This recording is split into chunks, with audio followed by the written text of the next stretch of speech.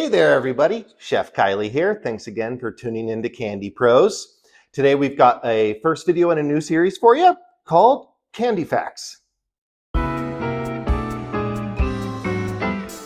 We're going to be going through a series of questions that we see come up fairly often. Whether those questions are questions we get from you guys when you're working with the product, or questions that we see on our Facebook group or on our Instagram or YouTube comments. So our first question today comes from Instagram.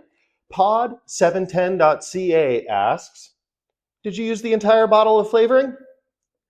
I could say pretty confidently, no. We recommend usage rates of flavoring at about 1.2 grams of flavor for every pound of gummy that you're making. So we sell our bottles in 16 ounces. So if you were to use a whole bottle of this, you're looking at, probably a few 100 pounds of gummies. All right. Another question here from Instagram. Paco Problems ask, fun idea. What you use for coating? You have a lot of different options available to you to finish and coat your gummies. You can do it with sugar, a mix of sugar and different acids, citric, malic. Make sure those acids are encapsulated or else they'll melt when they hit moisture. Or you can try out different things. If you want to go with a non-sanded gummy, you can use something like carnauba wax or a finishing product like Loran's anti-stick coating. Or you can try something a little different, dehydrated fruit powders or other candy powders, powdered sugar. It's all what you want out of your final product. This one comes from our Facebook group. What is the best ingredient to add when using infused coconut oil to keep the true gummy consistency? There's not a singular ingredient that's going to counteract the amount of oil that you're putting into your gummies. So really, it's about trying to use as little as possible to still get your desired addition. And so whether that's some sort of additive that you're going with or some sort of infusion, you're just going to be wanting to use as little of that oil as you can to properly infuse whatever you're adding into your gummies. Another from our Facebook, Ross Singer asks, trying to do some small batch R&D and having a hard time finding ratios for mixing smaller quantities of about 10 to 50 pieces, as well as the higher I go with temps, the less the mix is workable. I have a hard time keeping it thin enough to put into the molds. Thank you for your help. For small batch R&D with things like flavoring and color, I'd go at, start my math at about 1 pound. So I'm going to use about 1.2 grams of flavoring. That can go down, it can go up. And then probably 1 to 2 drops of color. If you're going to go down even below that, I'd try to go by halving your pound and halving your additives. Another thing to be aware of when you're doing very small R&D batches is the thermal mass of the product you're working with is much smaller than it would be than when you're doing a large batch. So it means a few different things. You might have to alter your equipment setup, use things that are a bit smaller, and your product is going to cool down much more quickly than it would if you're using a large batch, just because there is less product to hold less heat.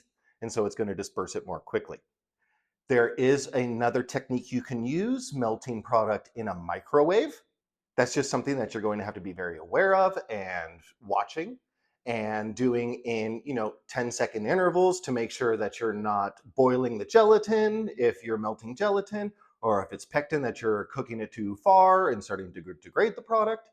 We'll be putting together a video pretty soon showing best techniques when using a microwave for small batch. Keep an eye out for that. We've got another one from Facebook here. Hugh Ochoa asks, what's the most oil to mix ratio when making oil-infused gummies? For this, I would recommend starting at about 0.1% to 0.3% of your gummy weight to oil, typically MCT oil or something very close to it. It's a great starting point to begin your R&D with. All right, another one from our Facebook group here. Charles Reckington asks, should gummies be drying or developing a skin at room temp or in a fridge? In their molds or out of the molds? I tried both in and out of the molds in the fridge, and then I left them at room temp for a few minutes, rolled them in sugar, and the sugar melted and made a mess. I can't get the sugar coating to work on any gummies. To me, this kind of reads as the gummies need more time to set in the molds before demolding. Typically, I will almost always go with overnight, whether I'm allowing the gummies to set at room temp or allowing them to set in the fridge, or if I'm doing pectin, allowing them to set in the freezer. I'm almost always giving them overnight to fully set. A couple minutes, a few minutes is never going to be long enough for any gummies to set or cure. Another from our Facebook group here. How long should I wait before demolding them? I noticed that they cure fantastically well on wire racks after demolding. I want to know how fast I can do that. That's something that you will have to test. It's going to be variable depending on the temperature of the room that you'll be keeping them in, the humidity of that room. Again, I'm going to go back to that previous question where I'm going to say, I always like to give them overnight before demolding them. If you wanted to speed that process up, you can introduce things like chilling them in a fridge. If this is gelatin, you never want to freeze them. Freezing degrades the ability of gelatin to hold itself together. So pectin is good to go in the freezer. Gelatin, you never want to put in the freezer. The only way to speed that one up is chilling in the fridge. Another from Facebook here, Gabrielle Mayhew asks, how can you avoid the gummies to become glue-like when you coat them with sugar and citric acid? They stay nice for 24 hours, then they look like they're melting at room temperature. Also, when using carnauba wax and oil for coating, what's the best ratio you've experienced? Tried 5% wax, but they were too oily? Better at 15%, but still not prime time ready. Thanks. For that first question there, it sounds like maybe the acid you're using isn't encapsulated.